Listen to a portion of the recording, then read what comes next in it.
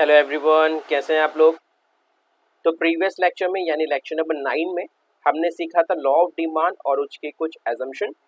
आज के इस लेक्चर में यानी लेक्चर नंबर 10 में हम सीखने जा रहे हैं law of demand with schedule and graph and उसके and some exception of law of DMU.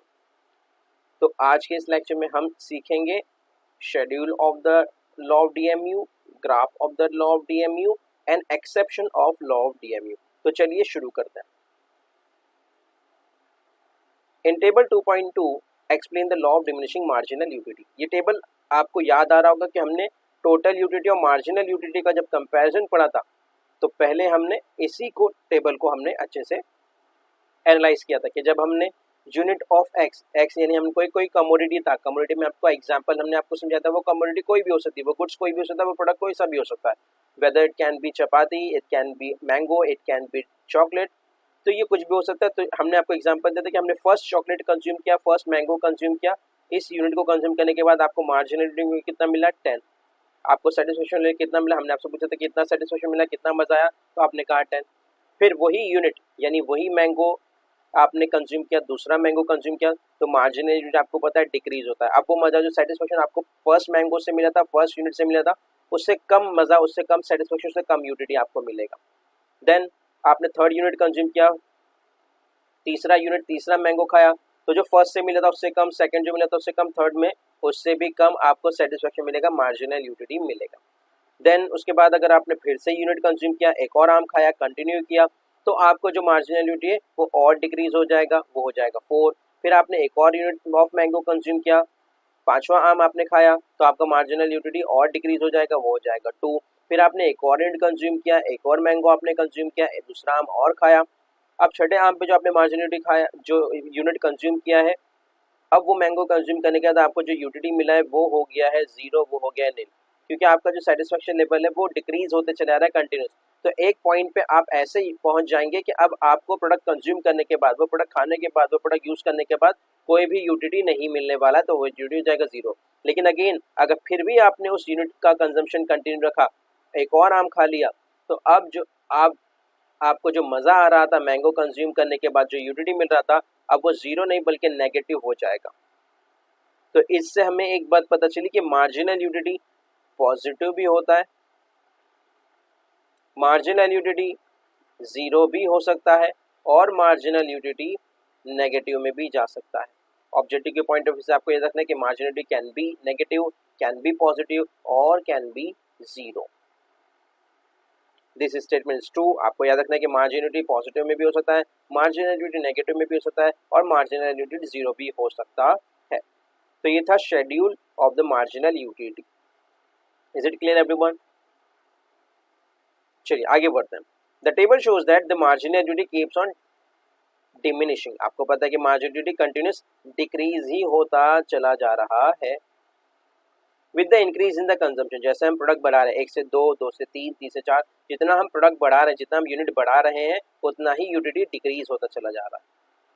Further it become 0 and then negative, और जितना आप कंज्यूम करते हैं तो आगे चल के ये 0 हो गया। और अगर हमने कंजम्पशन को कंटिन्यू रखा, कंजम्पशन को स्टॉप नहीं किया, प्रोडक्ट को और खाते चले गए, तो अब वो जो है वो 0 नहीं बल्कि नेगेटिव हो जाएगा।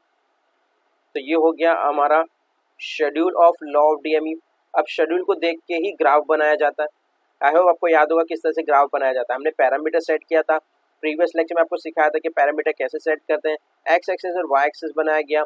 एक्स एक्सिस में हमने लिया है यूनिट ऑफ कमोडिटी, यानी प्रोडक्ट 1, दूसरा आम, तीसरा आम, चौथा, पांचवा, ये नहीं यूनिट है कि हमने जो भी यूनिट कंज्यूम किया। हमारे एग्जाम्पल में हमने मैंगो कंज्यूम किया था, आप कोई दूसरा कमोडिटी भी ले सकते हैं, दूसरा यूनिट भी ले सकते हैं। एंड वाई एक्सिस पे हमने लिया है मार्जिनल यूटिलिटी। जब हमने कंपेयर किया था टोटल और मार्जिनल यूटिलिटी, जब यहाँ पे दोनों लिया गया था, T U and M U दोनों लिया गया था, लेकिन हम बात करें law of diminishing marginal utility की, तो यहाँ पे सिर्फ और सिर्फ यानी वाई एक्सिस पे सिर्फ और सिर्फ मार्जिनल यूटिलिटी ही लिया जाएगा। क्लियर? चलिए, तो अब हमें क्या करना है, अब पैरामीटर सेट करना है। पैरामीटर सेट हो गए, एक्स एक्सिस वाई एक्सिस पे बना दिया, एम यू बना दिया, टी, और साथ ही साथ हमने यूनिट ऑफ कमोडिटी लिख दिया। अब हमें क्या करना है, अपने शेड्यूल से, इसे शेड्यूल कहते हैं, ये जो पार्ट है ये पूरा शेड्यूल है।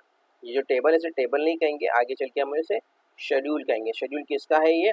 लॉ ऑफ डीएमयू का शेड्यूल। ठीक है, तो शेड्यूल जो है, शेड्यूल को देख के ही ग्राफ यानी डायग्राम बनता है। तो जो पैरामीटर सेट किए गए 1 2 3 4 5 6 7 वो कहाँ से आए, वो यहाँ से आए, यूनिट ऑफ अ कमोडिटी यहाँ से आए, ये पार्ट। एंड आप देख पा रहे हैं वाई एक्सिस पे 2 4 6 ये कहाँ से आया, ये मार्जिनल यूटिलिटी है, ये आपको पता है ये मार्जिनल यूटिलिटी है, तो ये इस मेजरमेंट से आया। इज इट क्लियर एवरीवन, यहाँ तक सबको समझ में आ गया। तो हमने क्या किया, पहले पैरामीटर सेट कर दिए, पैरामीटर सेट करने के बाद हमने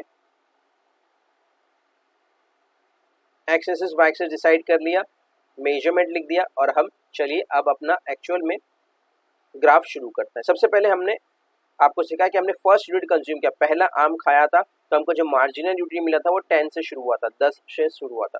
तो फर्स्ट यूनिट 10 कहाँ पे आ रहा है, 10 आ रहा है यहाँ पे सबसे हाईएस्ट पॉइंट पे।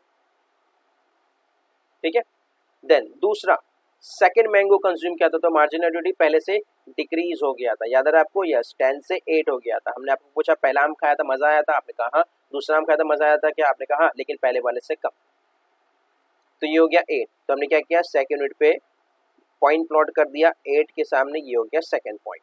इसी तरीके से हमने थर्ड यूनिट कंज्यूम किया, तीसरा मैंगो कंज्यूम किया, तो जो यूटिलिटी था वो था 6, तो थर्ड यूनिट पे हमने देखना है थर्ड, और ये 6, तो यहाँ से 3 जा रहा है और यहाँ से 6, तो यहाँ पे एक और पॉइंट हमें मिल गया,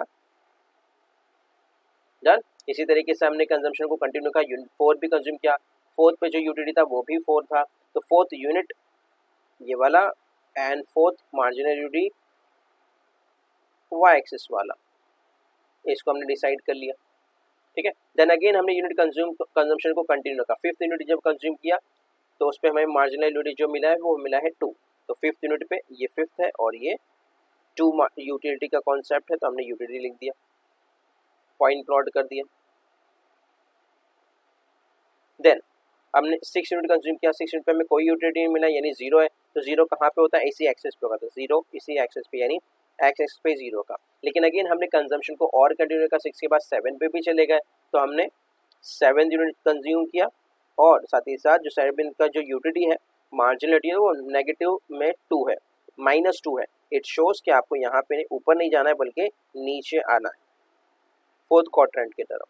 ठीक है, तो हमने -2 को यहाँ पे एक पॉइंट प्लॉट कर दिया इसके सामने, ये पॉइंट 7th यूनिट का और मार्जिनल यूटिलिटी का कॉलम यहाँ पे, तो हमने पॉइंट प्लॉट कर दिया। अब हमें क्या करना है, इन पॉइंटर्स को प्लॉट करना है, ज्वाइन करना है, एक दूसरे से लिंक करना है। इसे हमने पॉइंट बना दिया। अब आपको एक कर्व मिल गया, इस कर्व का नाम ही है MU कर्व, मार्जिनल यूटिलिटी का कर्व है। तो ये डायग्राम बहुत ज़्यादा इंपॉर्टेंट है आपको लॉ ऑफ DMU पढ़ने के लिए और समझने के लिए। तो सबसे पहले हमने लॉ पढ़ा, लॉ से हमने शेड्यूल बनाया, शेड्यूल से हमने ग्राफ बनाया, डायग्राम बनाया। क्लियर। अब चलिए इस डायग्राम जो हमने आपको बनाया है और सिखाया है, अब इसको सिंपल वर्ड्स में पढ़ लेते हैं कि डायग्राम को किस तरीके से एक्सप्लेन किया जाएगा। बहुत ही साधारण शब्दों में, इजी लैंग्वेज में आपको एक्सप्लेन करना है। ठीक है, चलिए explanation of the diagram. In the above diagram, unit of a commodity axis are measured on the y-axis and the x-axis and marginal utility is measured on the x-axis। आपने पता है कि भाई x-axis पे क्या लिया गया है, यूनिट ऑफ अ कमोडिटी लिया गया, कोई भी कमोडिटी हो सकता है, आई रिपीट ये कमोडिटी कुछ भी हो सकता है, कोई भी प्रोडक्ट हो सकता है, आप अपने हिसाब से डिसाइड कर सकते हैं जो ईडेबल हो। हमने इसके एजम्पशन में भी सिखाया था आपको। Now the second part, y-axis पे क्या लिया गया, मार्जिनल यूटिलिटी लिया गया। Various points of MU are plotted on the graph as per the given schedule। और शेड्यूल को देख के ही ये सभी पॉइंट प्लॉट किए गए हैं, इतने सारे पॉइंट प्लॉट किए गए। When the locus of all points are joined, और जिन जिन ये जो सेंटर पॉइंट था, हर पॉइंटर्स का जो लोकस पॉइंट था, सेंटर पॉइंट था, उन्हीं सभी पॉइंट को जब ज्वाइन कर दिया गया, एक दूसरे से लिंक कर दिया गया, तो क्या हुआ, MU कर्व इज डिराइव।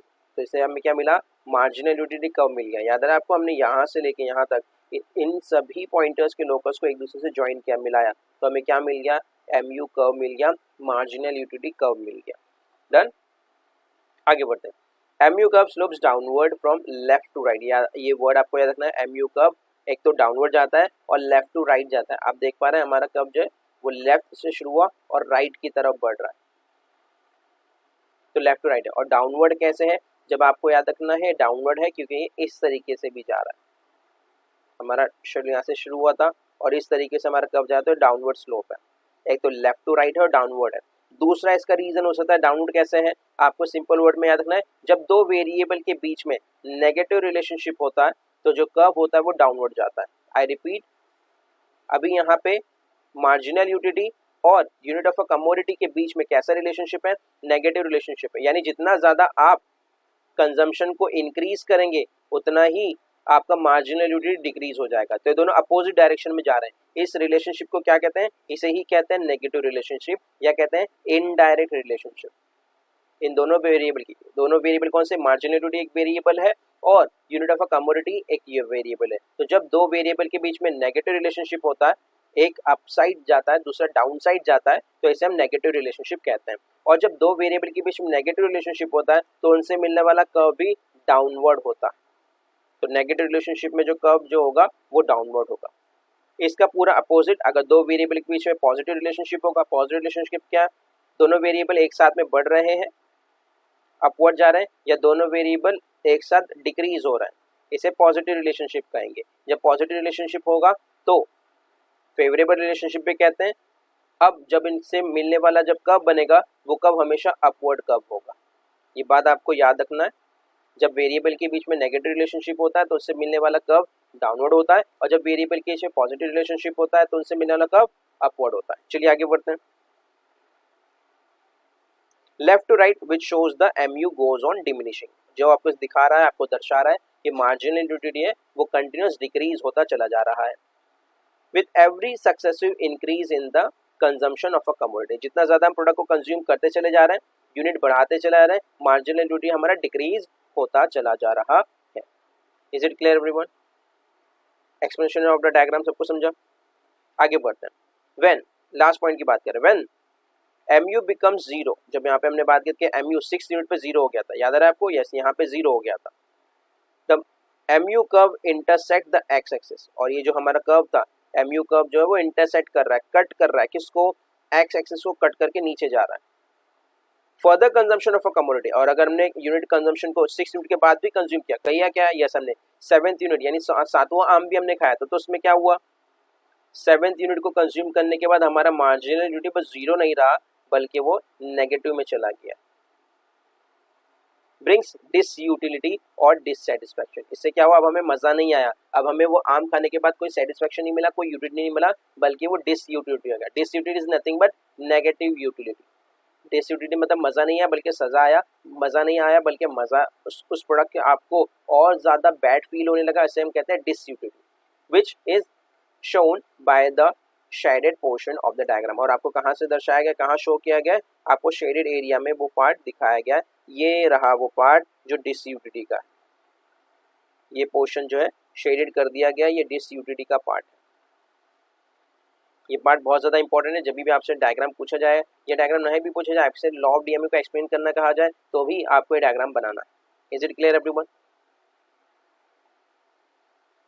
यहाँ तक सबको क्लियर हो गया? आई थिंक हमें नेक्स्ट लेक्चर में अपने लॉ ऑफ DMU के एजम्पशन को कंटिन्यू करना चाहिए। ओके, तो हम नेक्स्ट लेक्चर में लॉ ऑफ DMU के एक्सेप्शन कंटिन्यू करेंगे। जब तक के लिए आप इन कॉन्सेप्ट को रिवाइज कीजिए, शेड्यूल डायग्राम को अच्छे से पढ़िए, उसको रिवाइज कीजिए, उसको बनाने की प्रैक्टिस कीजिए। हम मिलते हैं नेक्स्ट लेक्चर में। जब तक के लिए keep learning, keep growing, keep smiling. Thank you very much and of course good bye.